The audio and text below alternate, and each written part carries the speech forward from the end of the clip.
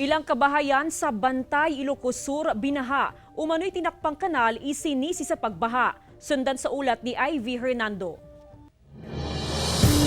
Ilang oras lang na pag-ulan, umabot na hanggang bewang ang baha sa mga kabahayang ito sa Bukid Bantay, Ilocos Sur. Nagsimula raw silang bahain nang mag-umpisa ang konstruksyon sa tabi ng kanilang mga bahay matapos umanong saraduhan ang kanilang kanal. Di naghalo blakdan ng rugin ta sira-siraan da nga rodeta pag nantidanom. Dasula na digay pailing ma'am para brabingan na panda nga tawin ang uwangan ma'am. Kahanda ko mga islaban, and ken akikidoon ito na may andan, ma'am. Sa lokasyon pa lang ng mga bahay dito, makikitang mas mababa na kumpara dito sa kalsada, kaya nagmimistulang catch basin.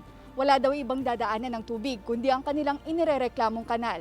Pero ayon sa foreman at project supervisor ng ginagawang konstruksyon, hindi naman daw nila tinakpan ang kanal. Ang bakal na nilagari umano ng mga residente ay harang para sa mga dumi. Harang lang yon, parang hindi papasok yung dumi nila.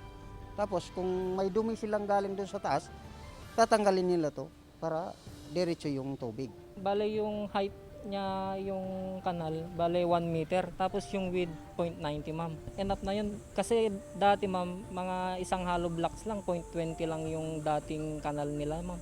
Makikipag-ugnayan daw sila sa mga residente upang ipaliwanag ang ginawang kanal. Kasama si Norman Raka, Ivy Hernando.